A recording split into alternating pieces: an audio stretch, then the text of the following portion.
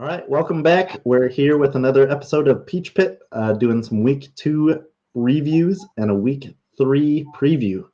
We have some more PCH and First South Carolina content to cover, so we'll dive right in. But before we get started, we have to make the usual disclaimer that any views or opinions shared on the show are solely that of the individual contributor and do not reflect the views of Peach Pit, any FRC team, First, Georgia First, South Carolina First, or any of their affiliates and sponsors. So, the idea behind the show is to serve as an FRC talk show that focuses primarily on the Peachtree District and First South Carolina. We are going to talk about a variety of topics, so don't be surprised if you see us drop some hot takes. Ultimately, we're hoping to provide some entertaining and engaging discussions. With that said, we'll jump into some host introductions. My name is Kellen Hill. I'm distance mentor for 1833, and then I've been helping out Team 10482 in Athens, Georgia for a few weeks now, and looking forward to seeing them on the field for the first time this week. Hi, I'm Thomas Priego. I'm a general fool. Aren't we all? Hi, I'm David Allred. I like hotcakes. I think that's what you said. So I am a mentor and drive coach for Team 4451 out of Lawrence and Fountain Inn High Schools, and also our B team 4864 Innovation Station. I'm Brian Carlson with Ignite Robotics, Team 6829. And lastly, and not to forget about him, producer Ian, who is in fact confirmed not a witch. Yeah, I don't know if you listened in last week, Thomas, or not, but we did give him some shout outs as more than likely not a witch. Not a witch. Still possible, but survey says anybody got a duck? Not a witch. What else floats? Okay, all right, let's move on. So with that, we're gonna move into our week 2 reactions. And first up, we have the Georgia competition. We have 2 competitions this week, one in Georgia, one in South Carolina. We have the Dalton competition. Huge congrats to the winning alliance of 6919, who is the alliance captain, their first pick 2974, and their third bot rookie sensation 10376. This alliance had a double cling bling, with Walton taking the Impact Award and 6919 taking the EI. Fun fact, Brian is probably about to make a comment about how it's a triple cling bling because 103076 also won the Rookie All-Star Award. So this team really iced out all of the traditional Worlds qualifying awards. Wow. They defeated in finals the 2-seed alliance, which was comprised of captains 6829 Ignite Robotics, Team 1648, and Team G3 Robotics, and Team 7272. It was a really good event, and I had a bunch of fun. So yeah, Brian, what about you? Did you have fun at Dalton? In D-Town, as they say? Yes. I mean, there was some stuff going on with our scouting software the night before, so I came in kind of grumpy. But when everybody got on the field, it was fun to get back playing again after half off season and everything. A lot of this came down to consistency, and Walton were just nailing the coral and cycling like crazy. Clearly, the best coral are there. In lieu of an end game climb, they would pump a bunch of algae into the processor and get some points that way. Commodores sort of led the pack with the deep climb. Also very strong coral, but nailing that deep climb pretty much every match kept them in the lead.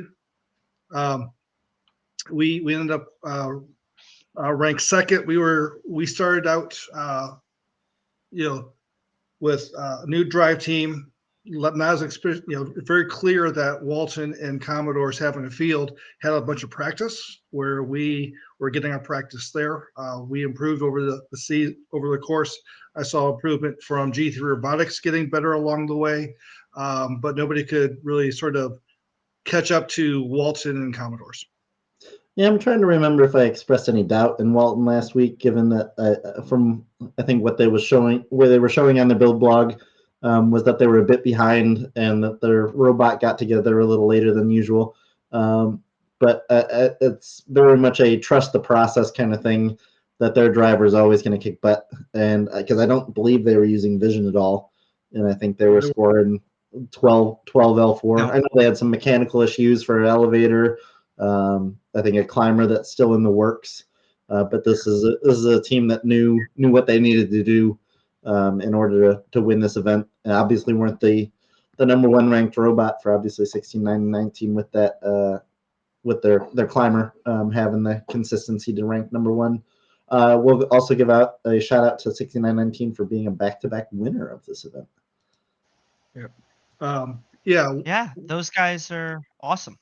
Yeah, with Walton, they may be further behind their build schedule, but they have a fourth-year drive team, right? So their drivers have a lot of experience going into it, and so that showed. Mm-hmm.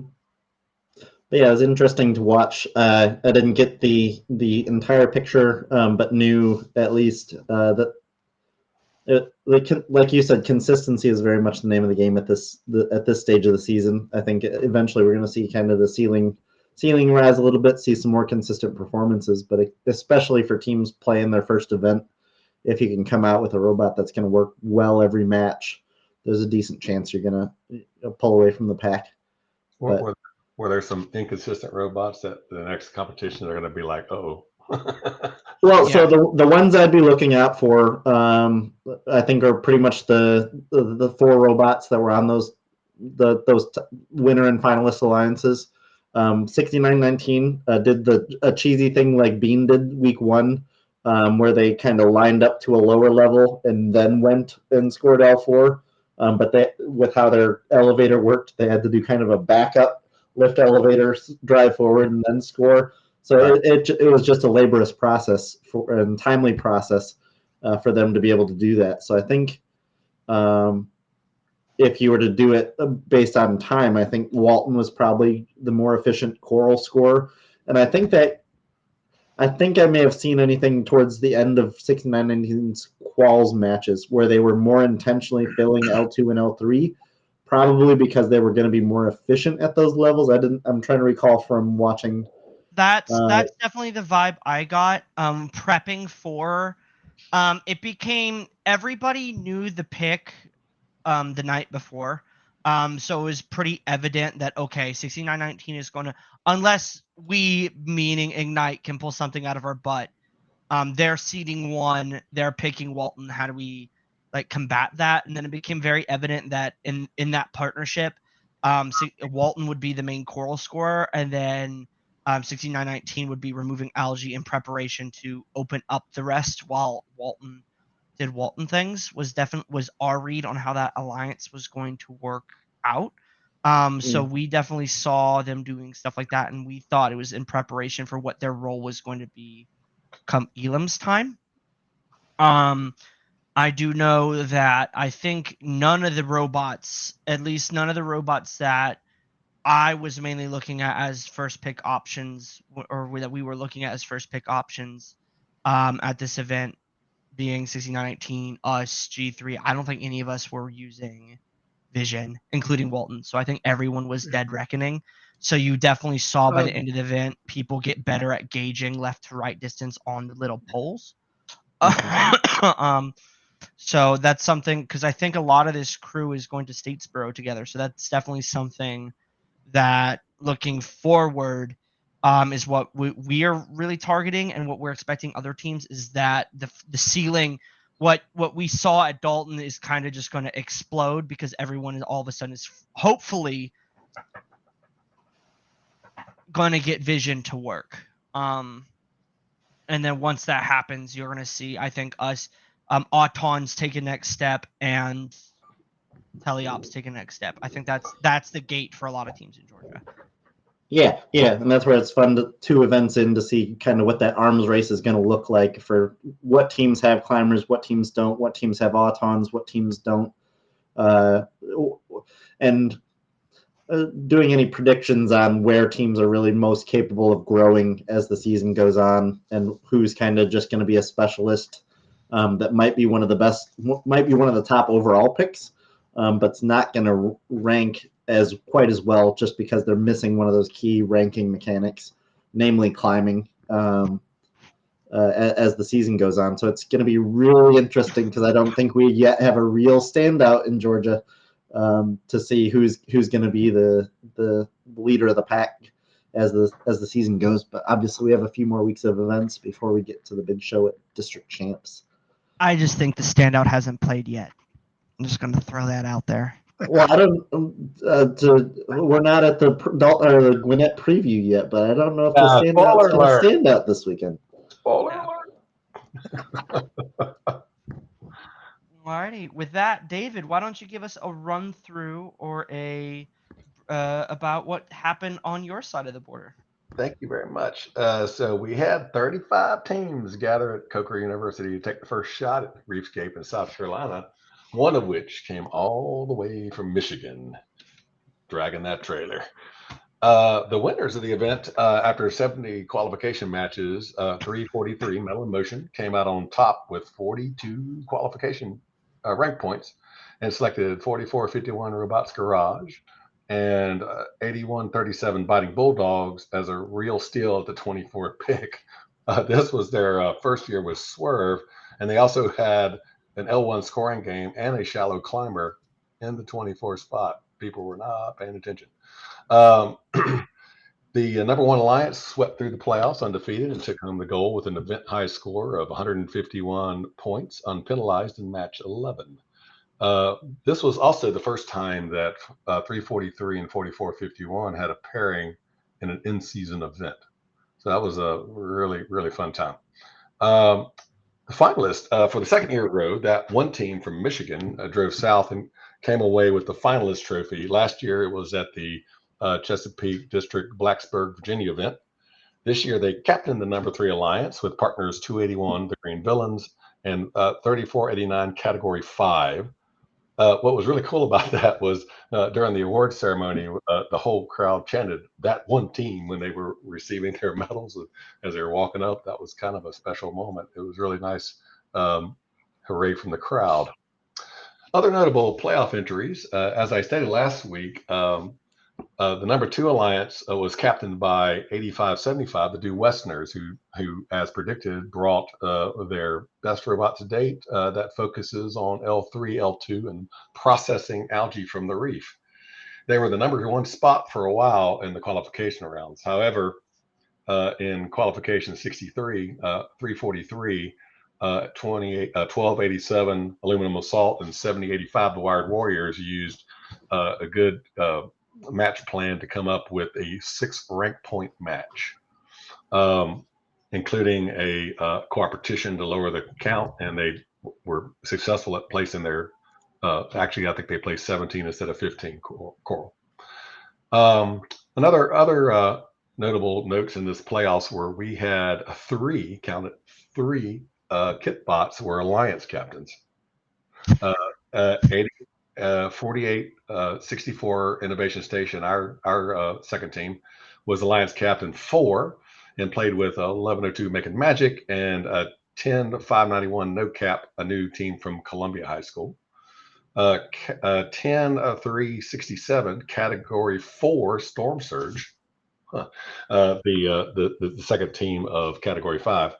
Captain Alliance 5 with 5130 Undercogs and 1319 Flash. Then finally, another kit bot, 9571, the Patriots Prime, a second-year team from Pattersville, selected 2815 Blue Devil Mechanics and 1051 Technical Terminators.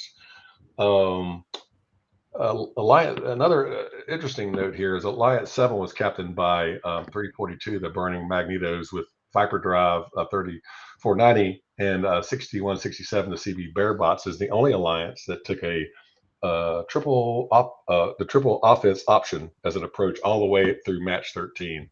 And they were, other than a breakdown, they had a disconnect from the field, and they might have won that and got to the finals.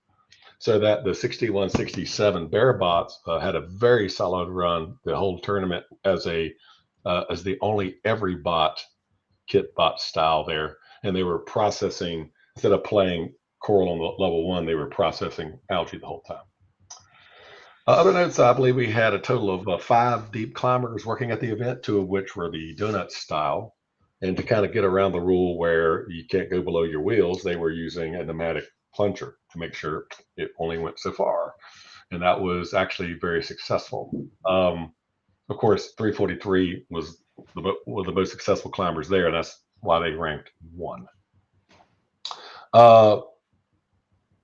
Key awards, of course, we have a 342. The Burning Magnetos came away with the Engineering Inspiration Award. I believe that's their second time in the last 2 years. And then 3489 Category 5 won the Impact Award. They won it twice in 2023 and twice in 2024, both time including district champs. And this time they're starting off the year with a bang with another win. So a huge congratulations to their team and their program. Yeah, it looked like some good action. I think I managed to watch a couple matches. I think there was a little bit of delay in some of the matches getting posted, but it looked like there were some interestingly high algae scores for barge scores. But I imagine that was mostly a result of all the processing taking place. Yes, so. It was processing. Of note, 1319 Flash was the only robot there that could shoot directly into the net. Okay. So we did have one direct net shooter, and then 4 processors, 4 or 5 processors. I can't remember the exact count. Yeah, I forgot to make this note for Dalton, but I needed to call out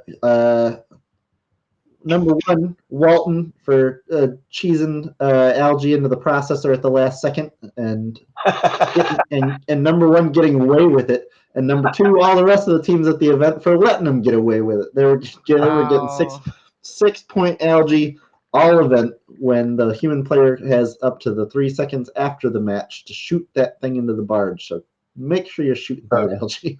That was their shallow climb. Yeah, and it was working really well. So, just so you know, the human player that we had manning our processor going into finals were like, they're gonna put him in at the last second. Always pay attention. They're gonna try sneaking those things in and get him up as fast as you can. Now, to be fair, I was watching some 2056 action, and they did the exact same thing because I don't have a climber, but just cheese two algae in the processor at the very last second. You just see the human player sitting there, either like focusing on their lines, climbing, or whatever else. But yeah, just 12 free points rolling in there. Yeah, you had one job. One job. You had one job. Not that it was within 12 points to contest the match for trying to win, given the distance that alliance had between the rest of the field. But let's see. Yeah, so I did take a note here, David, that if a 6 RP match did in fact happen in South Carolina, you were a little late with your guess of district champs for your first 6 RP match. Yeah, and the prediction of 22 ranked points instead of 32 for the number 8 qualifier. So we actually played a lot better than I thought, even though a lot of people were, still trying to get some things together. The climbs are not as easy as they look, and getting yourself beached on algae is no small feat to get off of that sucker. So I thought overall we played pretty well in South Carolina. Yeah, awesome. But yeah, I don't believe a 6 RP match happened at Dalton. Just checked at least for 69-19 in Walton. Not that you'd have to get a free climb out of that, but yeah, still waiting over here in PCH for our first 6 RP match. I think it might happen this weekend. I'd have higher hopes, but let's get into. Well, let's talk a little bit before we get into Gwinnett. Or do you want to do Gwinnett and then kind of where we're at strategically and how things are moving? I think strategically this is a fun discussion. I think Georgia, at least in PCH, I haven't had a chance to watch Hartsville because South Carolina has not posted their match videos yet.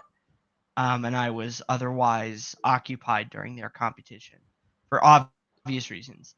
I think this game is going to lean itself. I think states, especially in Georgia, is going to be interesting. I think we might see some chaos similar to we did in 2023. I've been pleasantly surprised by the amount of depth, and I definitely think what we'll see as events go on is the first two alliances or so, and we'll definitely see this as district champs, where the first two alliances are definitely able to get 2 stone cold killers each, but then the third bot won't be really able to contribute in offense. But then you'll end up having on the back half that those 7, 6, and 8, the 6, 7, 8s, those guys will be able to get 3 people who can all be, they're not the elite scorers, but they're all able to, be dudes and just pile on and maybe surpass the two superstars. So I definitely think there's some interesting things, especially with how I don't think defense in this game has been solved yet. I think I have some solutions for how to solve it, of which I'll keep to myself. Yes, Thomas, be quiet. What do you see? But I think defense. I think third bot utilization and defense is going to end up becoming very, very interesting and pivotal. Yeah, it is. In our area, Algae was a better defender than most robots. Yeah, and which is the defensive strategy too, is to intentionally put Algae where the other alliance doesn't want it. Now we have employed that strategy during playoffs. Yep. Yeah. I'd be careful with teams. I forget which rule number, but there is a rule that says you are not allowed to amplify the game challenge with field elements. We So were not I would amplifying. be we were causing chaos on the T-balls. Yes. And if they can't pick it up, I agree with you, but there is a rule out there that is designed to prevent people from using game elements maliciously. So I would just be careful and make sure you understand that rule in case you run into a litigious referee. Well, yeah, but it's not like push them with your bumpers over to the spot. You're going to get, like, a lot of people tried to do that and they got beached themselves. So we play around a lot of people that were beached on a ball right by the human player station. Thank you very much. Mm-hmm. I saw some interesting strategies for like defense trying to be played on 2056, which is just chaotic given that they have a whiz of a floor intake. But the robot that was playing defense on him, attempting to at the human player station, the human player was just spamming coral onto the floor, but this robot was then like shoving the coral out towards the barge and all, and it just wound up being any easier for 2056 to have more places to go to get coral. I'm like, what are you doing? Don't do the wall. Don't take it out there in the open. Yes, stop doing what you're doing. Yeah, there's a very interesting Chief Delphi thread of how do you beat floor intakes, and I think the only person who's had a legitimate he ended up getting flamed was just like hit it and see what happens, but that's against the rules because hit what? You can't intentionally the robot early and often. Play aggressive defense. You can hit a robot. Yes, but you can hit a robot, but there's a rule that if your strategy with malicious intent or whatever. Yeah, if you're with malicious intent, and if the strategy is I'm just going to back away and full send into the robot multiple times, every ref every day is going to say that that's malicious. Yeah. But I mean, that aside, again, interesting scouting note to be jotting down for the teams that have played so far. For the 1648, I believe 4112 also had a floor intake. Oh yeah, another mention in our state, 1102 Macon Magic has the only in-state floor pickup, and they're still dialing in their robot, and that when they get that thing dialed in, it's going to be formidable. Again, it's such an interesting race because we snuck out the first one. We'll see what happens next. You guys have an interesting case of really seeing like, all right, well, we'll see you all at the next event, and not having much change up in who's playing it. Yeah, it's not like we're around or anything. Hi, I remember. Yeah, that looks different. Yeah. But yeah, to be keeping track of who's capable of what, again, such a significance in the ranking metrics of are you capable of scoring a boatload of coral for chasing the coral RP? 2 of the RP are any more achievable? Again, should you have a climber and should you have an alliance that can get across the line and drop a coral in, which I think seemed any rougher at Dalton as well. Some of those RP weren't happening too often. But again, seeing what that race is shaping up to be, Thomas, I'm really curious for your comment earlier of what the depth at District Champs is going to be like. I'll do some better note taking after this event and won't really have the quantitative data to back it up. But I think we're going to have some decent robots left as a 24th bot. Obviously, not as capable as you're looking at as a kind of 6, 7, 8 alliance for rounding out your alliance there. But I think you're going to have an alliance capable of playing triple offense. But I'm curious what the divide is between the top 2 robots and their autonomous modes and their climbing and their pure coral output and algae output, and how if those 2 bots combined have an output that can be greater than 3 robots on a 6, 7, 8 alliance. Yeah, and I think that'll definitely be interesting. I do think Georgia is unique. And my comment was watching a lot of the matches I've watched, especially over the years, the pattern kind of holds true in this state. Is that teams don't really operate on a gradient, so it's not a smooth transition of big boys, not so big boys, all the way down to bottom at the event. It's typically it's instead of it being a gradient, it's a tiers. So it's world class, that's a tier, and then there's a gap, and then there's the next tier. So I definitely as the event fleshes out, it'll be interesting to see where there's tier breakpoints line up, or if there's something like sometimes you'll see it to where there's tier 1, tier 2, and then it drops off and becomes a gradient. So seeing where that lines up and how that lines up will definitely be a big impact in states. But until Gwinnett, I think there's too many unknowns as to comment on the depth of the event. Kind of as a transition into our Gwinnett preview, there are some teams who in our preseason would definitely fall into either heavy hitter or heavy hitter adjacent categories going into Gwinnett.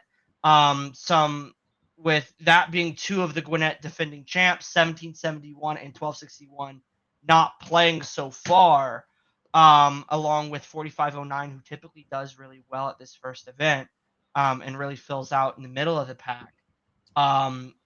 It'll be very interesting to see how they jive and add to the meta. Yeah, and again at that district champs level of figuring out what your skill set is and what the best complementary skill set is, really got to feel that out as you go through these events to know, all right, what is our actual preference on who we're playing with, instead of picking a robot that's too similar to your own, that might not expand the skill set of your alliance as much as you really should. But yeah, looking forward to the first plays for those few robots. 1771 was at DE this past Sunday, getting some working on their robot for some what looked to be some kind of more initial testing. I think they've still got some work to do, so I'm curious to see where they get to by this upcoming weekend. Obviously, they're one of the teams it's hard to bet against, given their track record over the last few years, and their known capabilities. So very much looking forward to seeing what that robot's capable of. But I think that robot's going to only, again, take leaps and bounds over the coming weeks, that they're going to be a whole different beast by the time District Champs comes around. 1261, I've got any word through my grapevine that this robot is, I believe, what was described to me as similar to Bean, which I believe would be just a sideways elevator with an arm on it, but I guess doesn't have a climber, but does have a floor intake. So I'm very curious to see this robot in person and playing some matches. 4509 got any wind that they are kind of a Cranberry Alarmish style robot and playing mostly with Coral. Looking forward to them in action. And then a couple robots coming in for their second play of 1833 and 1683. A couple of the finalist bots from Gainesville. I think these robots have had the week and a half or so in order to figure some new tricks out. So I'm very curious to see what they're up to. I believe if you check out 1833's Instagram, they did any kind of little reveal on a algae mechanism. It's an unexpected feature release, but interesting capability that wasn't originally planned around. So cool to see that added on. And then again, we'll see what the Auton race looks like. Who's again climbing the most consistently. But I think whoever's climbing most consistently is going to kind of get the separation from the pack.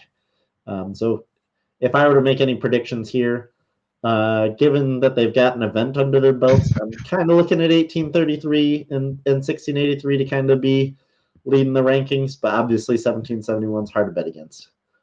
Yeah.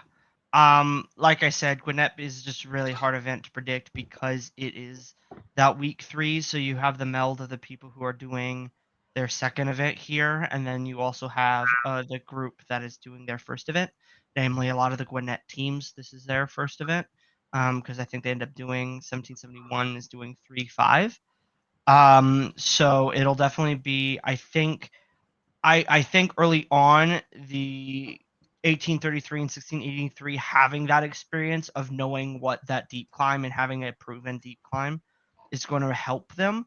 But I think you might end up with a situation where they're ranked 1 and ranked 2, but have a tough situation of, do you pick a 1771 who's surging, or what does that look like?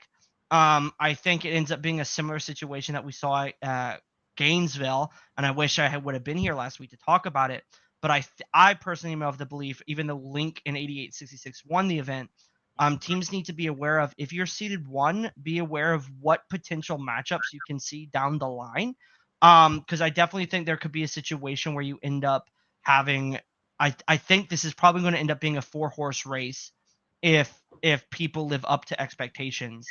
But if you're 1833 or 1683 and have a way to prevent the other two of the 4 from pairing up together, even if your choice, you can pick 4 and 2 and 3 can't get together, that's probably a better pick than picking number 2. So you think the other 2 are deep climbers? Yeah. So you don't want to let 2 deep climbers pair up if you got none. No. Yeah. You don't want that to happen. Overcoming 2. Yeah, that's tough. Hey, And then the number also, 1 Alliance did it at Gainesville. They didn't have any deep climbs. Also just from a raw Coral output perspective, right? 1 plus 4 might lose to 2 plus 3.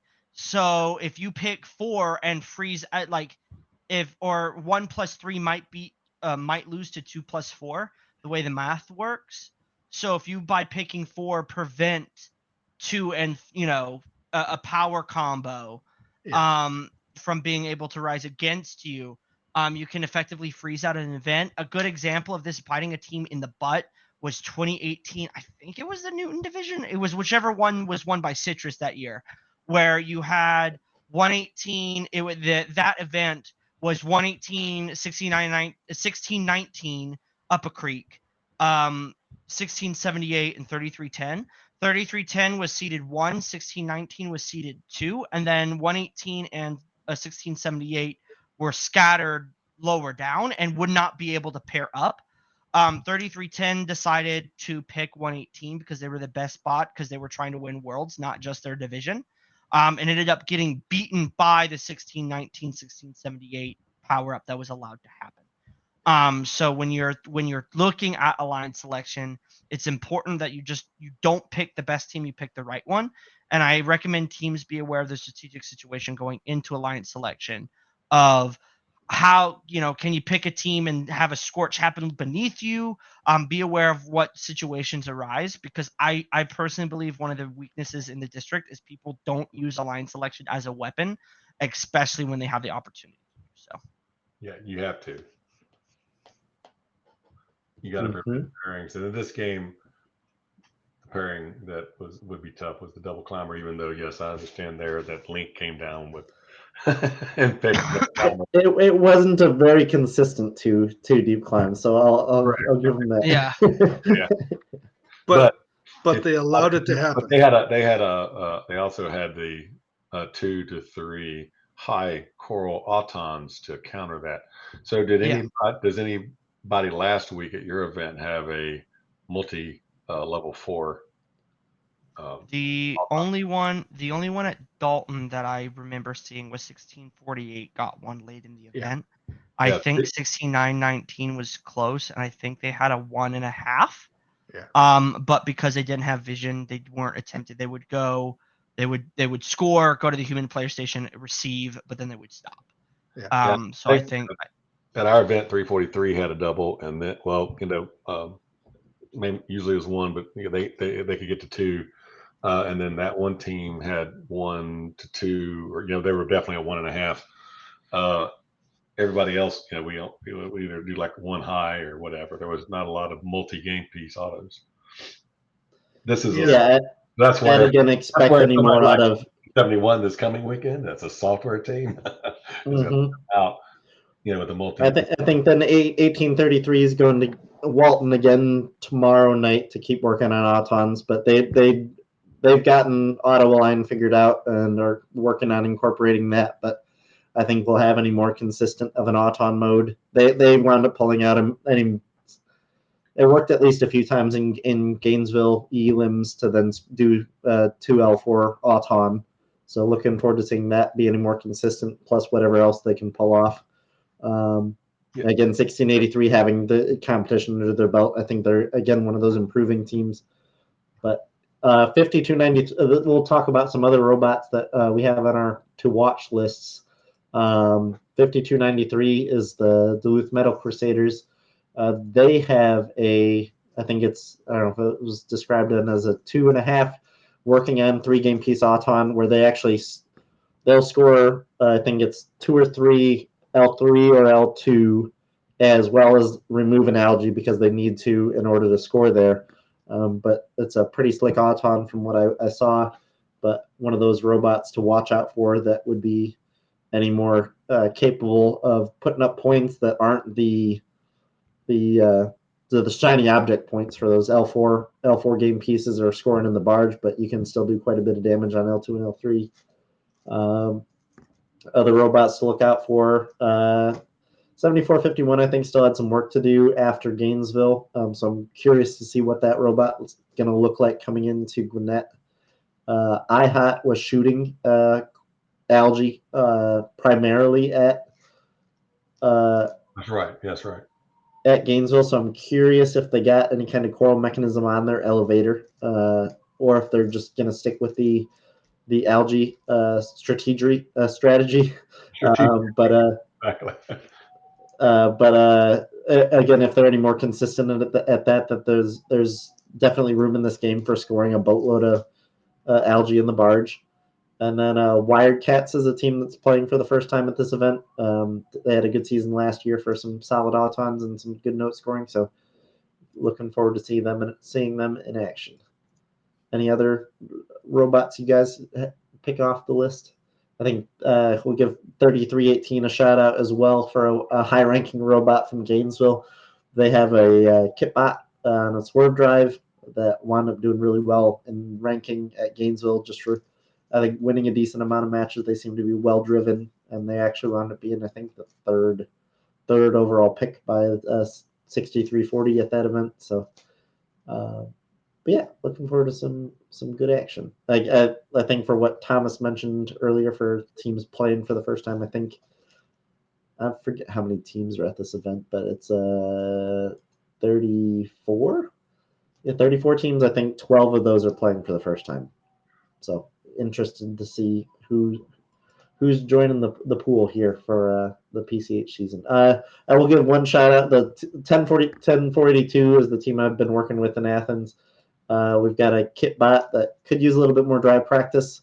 We're working on getting an every bot climber on there in a fun, entertaining way. So I'm looking forward to seeing if that we're able to pull that one off in a match. But that would be fun to show off. That would be great. Yeah. Get by with a deep climber. Yeah, so it's been a fun challenge because I think Kitbot is not alone in that. I think Brian's well aware. For any team that's got that massive coral chute, you got to figure out a way to get that thing out of the way in order to make room for your climber. But we found any silly way instead of trying to drop the chute out, or our silly solution is to just move the chute up for a pair of gas shocks that pivot the chute up and out of the way, and then the every bot climber underneath has all the room it needs to. Cool. So I think. Yeah, I want to see that. Yeah, our biggest thing is missing our. It's gonna be great. So you went away from the explosive bolts, then cool. yeah. No, you don't have to replace those every single match. But yeah, it should be fun. Oh, I also made a mistake earlier. There are 2 other floor pickup robots in South Carolina. 1296 the Panamaniacs and 3489 Cat 5. They're kind of working through it. 1102 was, solely relying on at the event. Yeah, that was interesting to see for 1648 going that route and be successful with it. I think they had a number of times where the handoff didn't quite work as designed. It was also cool to see how they kind of had the implemented trough in there for trying to guide their climber in, which seems to be needing some polishing still to get that climb working any more consistently. But I'm looking forward to seeing them at their next event. Yes, that'll be very interesting to see because really, to me, in a lot of cases, people trying to go L4 structural rigidity, whether you're pivoting it up there like some people are pivoting and then extending, and is it bouncing and you have to wait for the bouncing to stop before you shoot. That kind of structural rigidity is come get you if you don't deal with that. Mm-hmm. I'd like to shout out 7676, our 3-bot from Dalton, team Robodogs. What was interesting, and for the 3-bots going to Gwinnett, pay attention to this.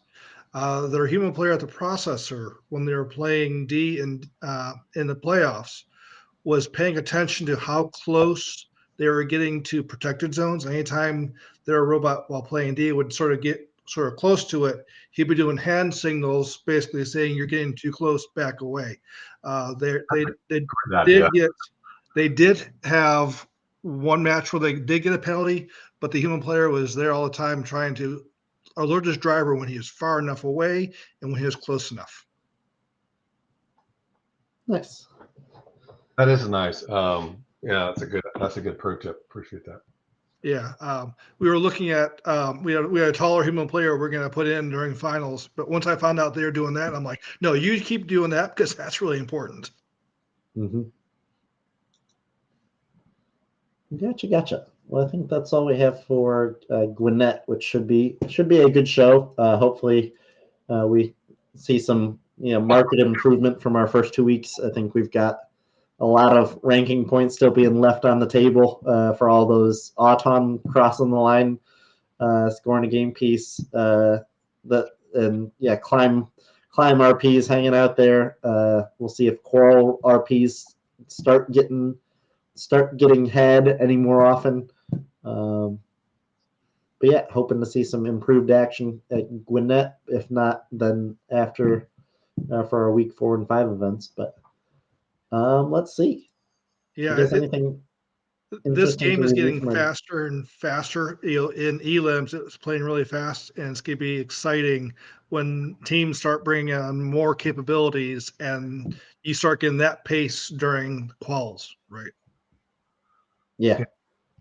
I didn't think the game could get a lot faster than after I watched Orbit, and then I saw 2056 play, and I went, what was that? What did I just see? They were faster. I'm like, what the heck? Yeah.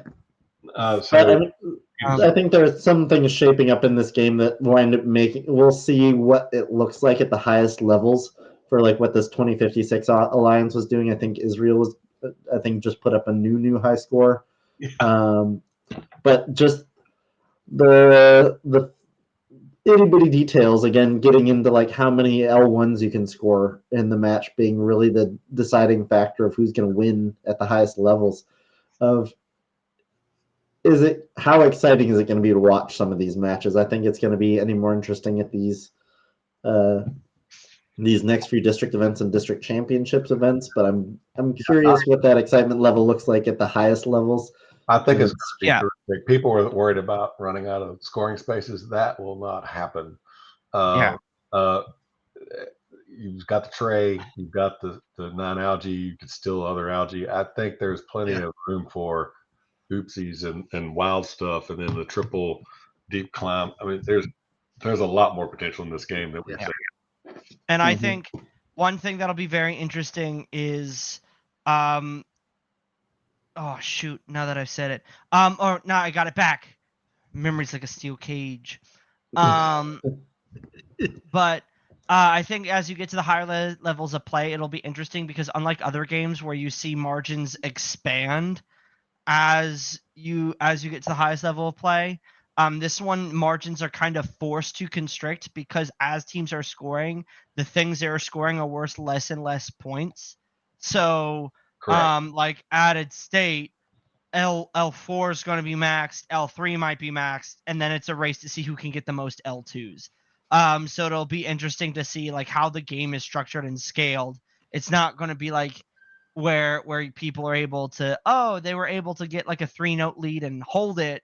It's, these guys were able to like score an extra ball to nullify something. So I think this game is going to be a lot more fun to watch.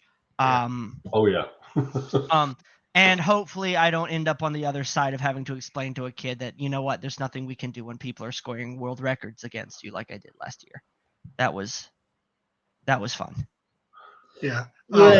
It's nice when there are kind of these interesting strategies you can try out and like, okay, maybe there's a shot. But it's so disheartening when you just go into a match, you're like, I don't see how this ends well for us. Yeah. I think the conversation I had, it was at 25th at States last year. We were getting ready to face the Walton 1771 Alliance.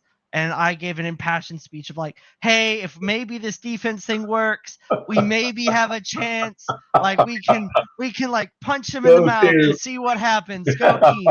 And then they hang a world record on us again. And then we're getting ready for the second match. And our strategy lead, I still remember this conversation. He walks up and he's like, "Oh, is there a different strategy that we can try? Like, can we beat these guys?" And I was just like, "Nope.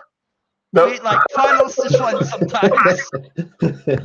We have front row seats. We just get to sit and watch.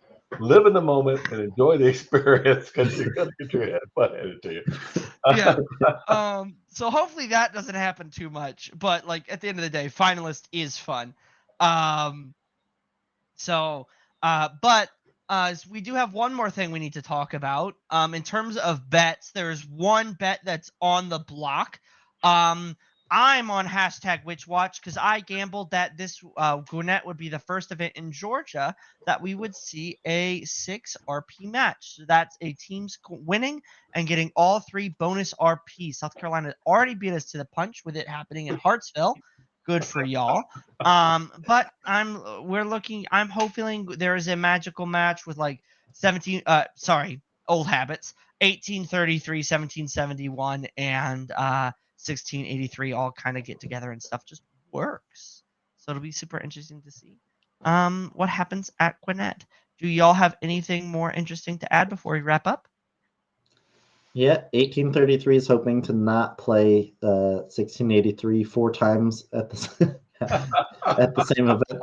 It worked out well for him at Gwinnett or Gainesville, but obviously the preference would be to not have to do that. So you want to go up against 1771 3 times, right? Yes. Well, so my other point was that maybe you get to play with one of those teams 4 or 5 times. They're like, no, that's never how it works. The scheduling gods are never for you. They are always against you. They are for the other team that you get to rue. What I am looking forward to is helping 482 with their first ever event with a bunch of students that have never been to a first robotics event. Kind of show them the ropes at all, introduce them to FRC, and hopefully they have a blast in doing so. Yeah. So hope you've trained them up on the ways of match planning and whatnot. Yeah. I wish we'd had more. I had more time at meetings to instill a lot of things. There's going to be a lot of things I miss, but any kind of pre-match checklist is going to be for resetting the robot, and some of these things are going to be those basic fundamentals. But looking forward to seeing them out there. I'll be working the practice field the whole weekend, so we shall be watching from there. That a lot of the new people just don't know. I was in a conversation. I had some other people match planning for me, and I was just verifying something. And I asked a student, again, what do you like to do in teleop? And he says, what's that? Yeah. So, kind of important. 2 minutes and 15 seconds of your match. You've got to, there was just a lot of new teams in South Carolina. So I kind of had underplayed the fact that, what South Carolina would be like. I was pleasantly surprised, even though teams are still struggling through some early season stuff and some disconnects and mechanical things converted. But overall, I was surprised at how well everybody played. Pleasantly surprised. I'm glad it went well. And so good luck to you guys this coming week. And let's see what 1771 has in store for you guys. Yep.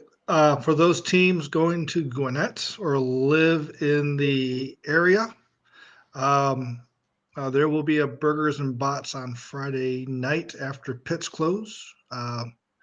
It's going to be a Taco Mac there in the Lawrence area. So I will be there just before pits close, and so I will post in the PCH Mentor Slack the address and information. But last year we had a great time going out, socializing, having fun before you grab the joysticks and see who does what. Yep. I will also be in attendance, which I don't know might be a negative for some people, but for others it's a positive. And then lastly, I will recommend to those that haven't attended an FRC event yet this year, load up on whatever vitamin C you can. Maybe bring a mask. Just be aware that the Robo Plague is out there, and it is hitting heavy. Yeah. We Influenza A. We lost our coach lunch on Friday, and then we lost our human player his Friday brother. night.